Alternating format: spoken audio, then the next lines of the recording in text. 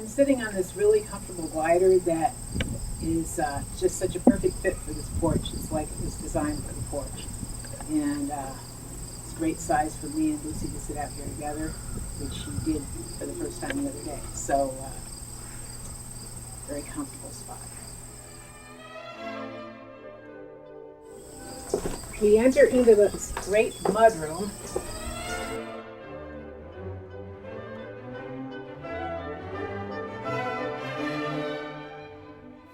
I'm sitting on a church pew that was a relic from our first house back in Rochester in the 70s. And another very old item in this mudroom is Auntie's old cabinet, still painted celery green, that finally has a perfect home. And I use it for some decorative things that don't fit in my house. Now we're entering into the main part of the house. Here we are entering into the kitchen. We have this really wonderful tile on the kitchen floor, which is great maintenance-wise. Really nice look to it. The walls are done courtesy of Jesse. The color is chili pepper, which is the same color he has in his house, and I just really liked it. I thought it was real gutsy color for a tiny little space, and Jesse painted it for me. I always wanted to have a pantry, and now I do. Very, very functional. Great place to stash all the unmentionables. Very convenient. And someday I hope to have some decorative spice things in there. We'll see if that works out. This right here we call the peninsula. It's really the only surface in our house. So this does triple duty for cooking, reading the paper, any kind of projects we do. And it's never clean. This is the cleanest you'll ever see it.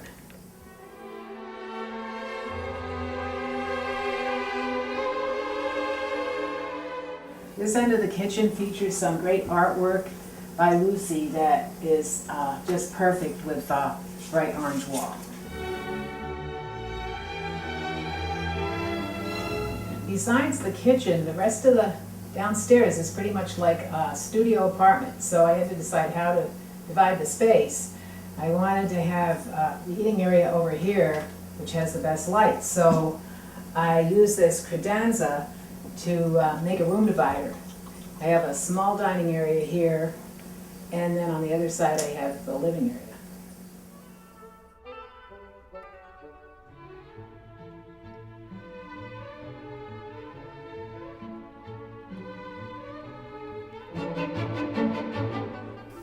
In the living area, I recycled our old couch and love seat by getting some slipcovers from LL that I really like, that I think update the room.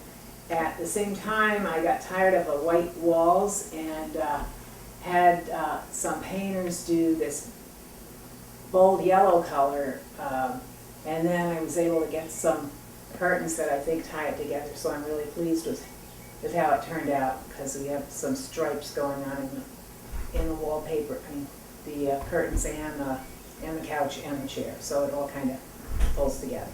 This end of the house, at the end of the living room, has these nice double doors. Only one of them opens, and then there's a sliding screen, but it gives a really nice view. There's just so many windows in the downstairs part of the house, and it's one of the things I really love about it. This old purple powder room down here was a great excuse for us to display this really nice green and purple stained glass piece that we got from Mike and Sandy years ago.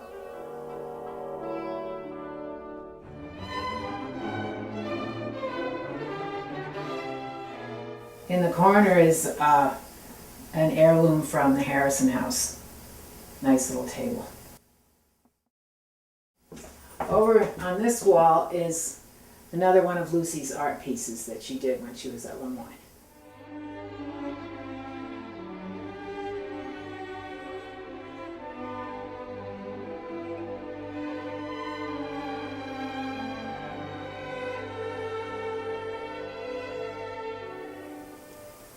Now I'm on the stairwell going up to the second floor, and this is another one of my favorite spots because In the morning, it's painted plain white, kind of an off-white color, and it just floods with natural light. And it's a tiny little landing here, just the right size for a couple of my husband's pieces, including this box that he made from plywood, which actually turns out to be a pretty good storage unit. And then we have what I call his craftsman table over in the corner. Up above is a beautiful montage he made featuring his grandfather's steamboat in Lake George.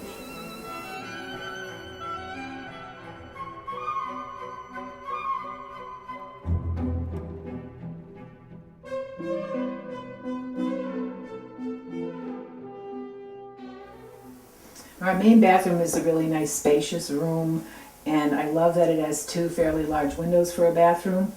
It has a nice glass sliding shower door, and I just got these nice seersucker curtains so that it won't be so kind of naked in the wintertime.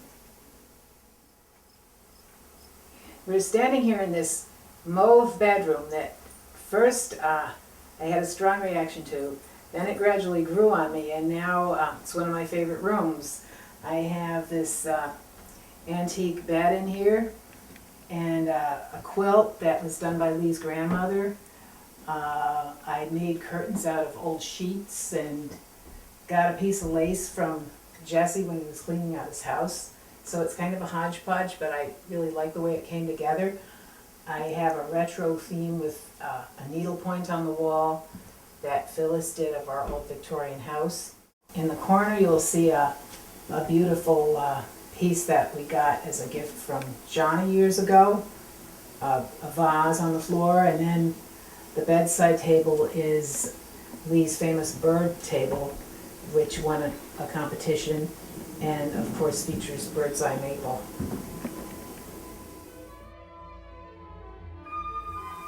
One of my favorite things about the second floor and the bedrooms is that there's windows on both sides on two sides of each bedroom, which really creates a great atmosphere in the rooms.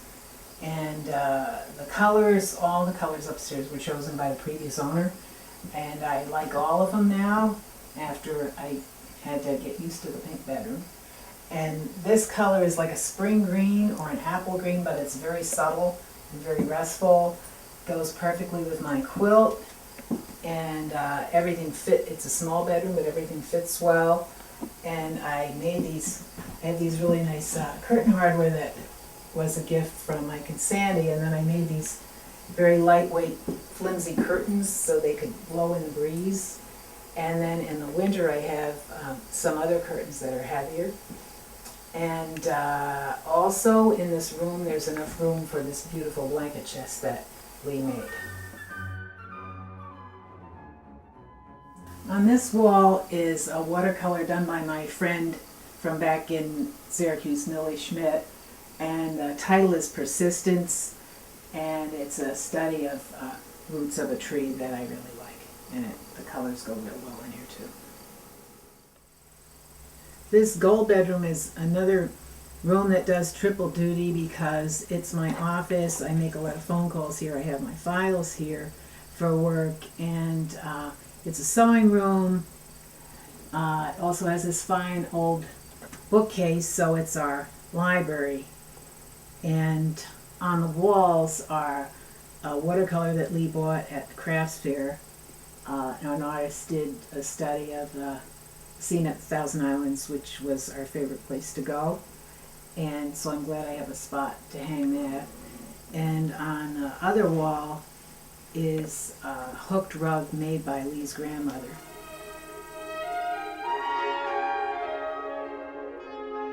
Okay, continuing the very eclectic bunch of stuff in this room is the Gettysburg Address, which hung in my dad's office for many, many years. He was a big Abraham Lincoln fan.